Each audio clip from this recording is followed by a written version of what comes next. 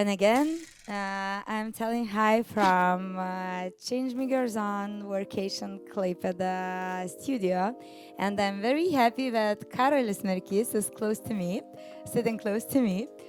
The founder of EMOTIKA, a serial entrepreneur, I would say even investor into startups, mentor, and oh my God, so many duties you carry on. Hi, Karolis. Hello, Simona. Hello, everybody. Yeah, the topic which I would like to to go deeper with you is as you are connected with so many startups and you've seen yourself a lot of them and see actually almost every day, right? So could we discuss a little bit about most common, but not as most common as biggest mistakes and which startups do? Sure, we can. I'm very interested to find out what biggest mistake you see yourself. Yeah, so I think there are quite a few that all of us do, and that's okay because that's what startups are supposed to do. On the other hand side, if I think about the common ones, or at least the ones or the one that bothers me the most, is actually the lack of ambition. Ambition. Okay, can you elaborate a little bit on that? Yeah, I think usually once I talk to the startups, they usually have an idea. They usually have some passion and excitement about that idea. They somewhat understand the business models or what are the steps that they need to do to carry that idea forward, but that's something which is easily taught.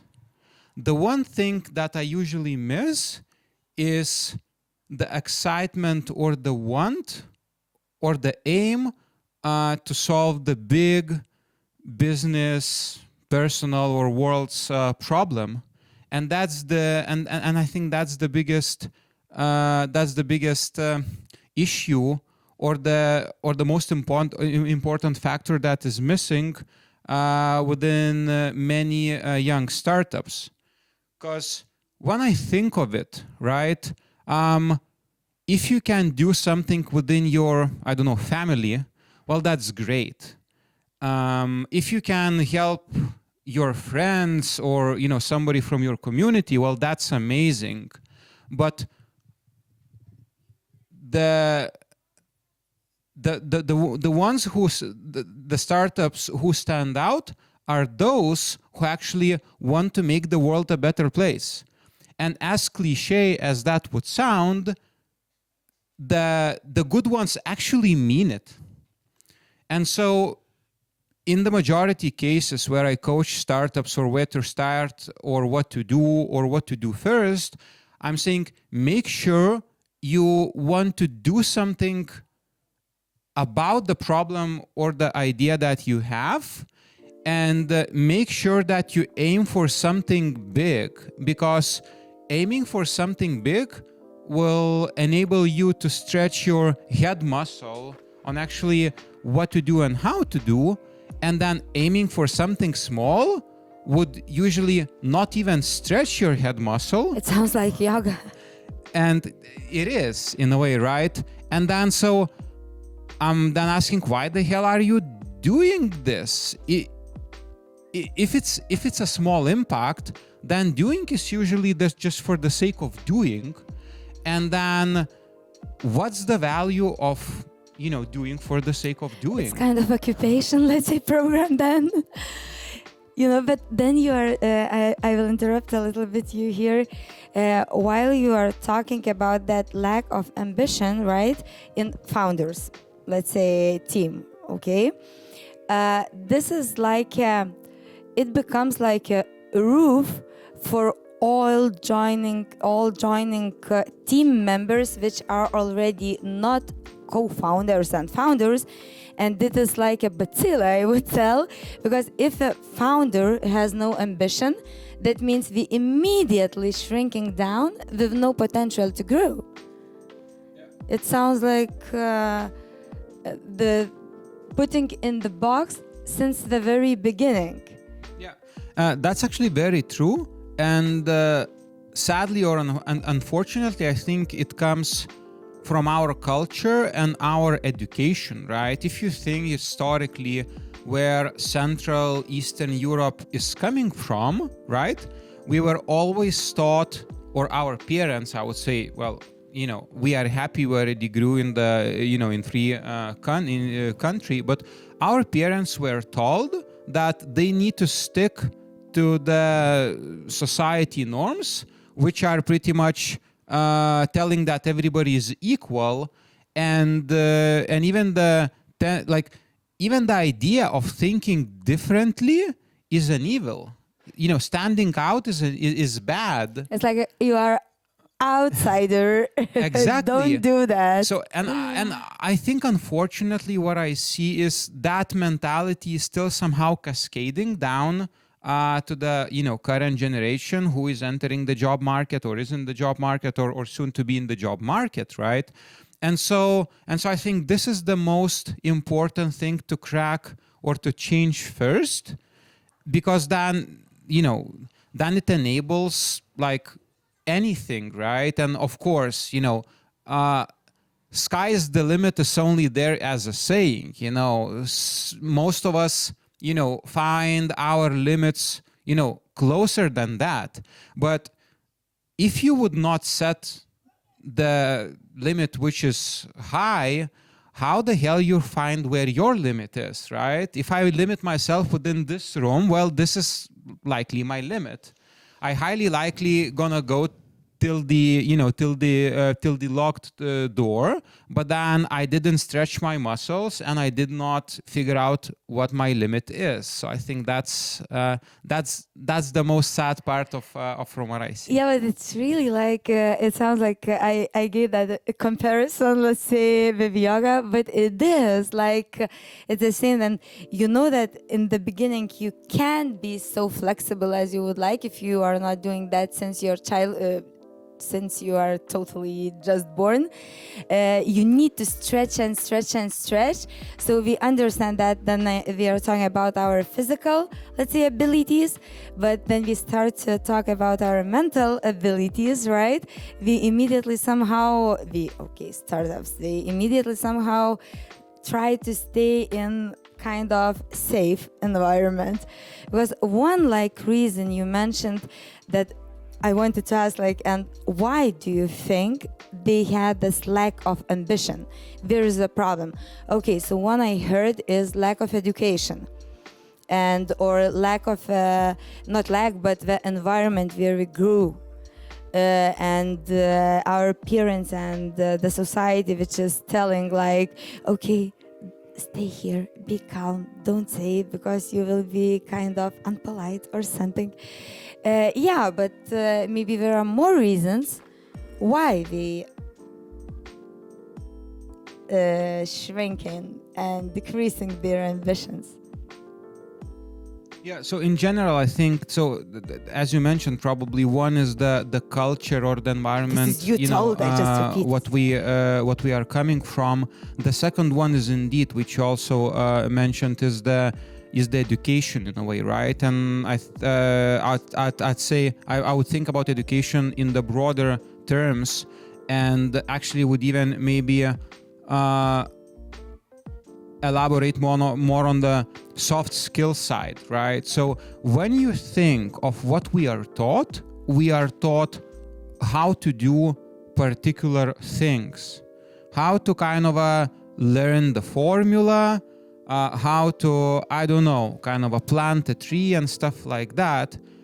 We are never kind of thought why things should be done.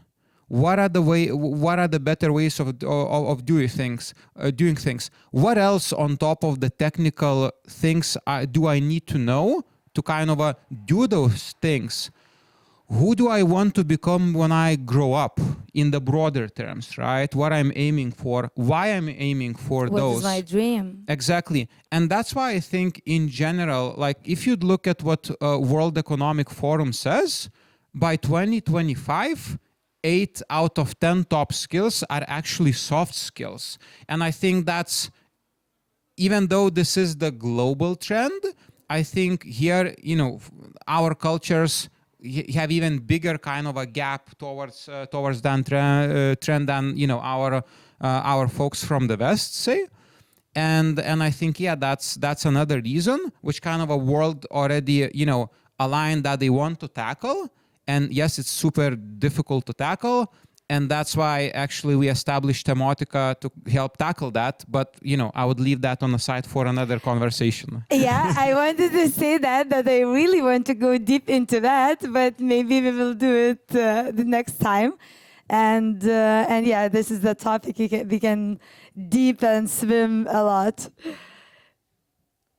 Okay, so when you are we were telling all that, for me it came the mind in my mind that okay, so it's you do not need to do as you are taught and go be follower, let's say, of the same style, same framework. Do it your way, and you will find, and look for your way, and have enough of ambition to find your own way. Maybe you can disrupt there a lot of things and innovate there, right? Okay, and what do you think? Because could it be one of the reasons that, for example, they are afraid to get out of their comfort zone? And it's like, let's say, I was born with a silver spoon in the mouth, right? And everything is safe, everything is okay. A lot of all those lifesavers around, and I go on bike and everywhere. And I am, let's say, I am used to be always safe and to feel safe. Ambition already is getting out somewhere. So maybe you could elaborate on that as well, because it's... Yeah, sure. So I think indeed, like one of the biggest barriers of somebody who is not ambitious to become ambitious is indeed the ability and the willingness to go out of, your own comfort zone. And I think, well, unfortunately, there's no silver bullet for that. However, if you train that, is also, trainable as yoga or any other sport or kind of a more tangible thing. So I think, the only way to do it is go and do it, right? And then when I think of what, for example, helped me to get out of that kind of a, box, is actually, it probably started with traveling. I really wanted, so if you want to think bigger, think different, bigger means usually different, I think, coming from our context, is you need to experience that different to be able to understand what it is at all, and then actually, taste it. And once you try it once, right, it becomes really delicious and addictive, right? In a good way, right? So I think I would really encourage everybody to, first of all, invest in yourself and invest in traveling. And for example, I myself was able to, I'm coming from the modest background. I was able to afford that probably 5 to 10 years later versus my counterparts from the Western European, where they have the culture, they have the living conditions and all that. But once I tried it, I didn't look back. I actually spent all of my money on traveling, but that helped me to get amazing memories, first of all, but then also amazing connections and seeing how things could be different. And so then it goes. It started changing. What I really like that you mentioned that you need to experience that and to taste it. Because now what we see that a lot of people, they like... Of course, thanks for technologies. They like sitting in front of the computer in your small box, in your small room, with very low roof. Zosia, with a low roof. you know everything. You can find any information you need, but this is not the experience. This is not that you need to sit yourself, to take responsibility yourself for every single situation. And this can be a good point, actually, that you need to a little bit to become the traveler or even solo traveler when you told about those meeting people, because then you are traveling with a group of people and you can again stay just in your ecosystem, right? And if you are going, okay, the world is wide, I go and I will see what's going to happen. So I think so I do agree with you that technology from one hand side kind of helps you to get locked into your own box. On the other hand side, I would say it actually also enables to get that first taste if you have no other means. You can have your dream through using technologies. Exactly. Like find out what you want. Exactly. So I think, what's different now versus then, for example, when I was a teenager, internet was very different, right? And I could taste things only by going out, right? And now you can actually get the first sip, or the first taste there and then go out. So, the friction in terms of the cost of it and the time of it is way lower. And then on the other hand side, the technologies where they are now, they are the key enablers of then simple people with low resources to actually, do something big. And this is why you see a lot of startups disrupting huge companies with uncomparable resources. So honestly, my call to everybody is that I think we are at the best place in terms of time to actually become somebody as big as nobody before us have dreamed they could. So, everything is in our hands. And so, ball is in everybody's hands. And I would say that to have a big ambition is not risky. Then you can make the plan. You can save yourself as much as you want. But to have ambition, it's not a risk.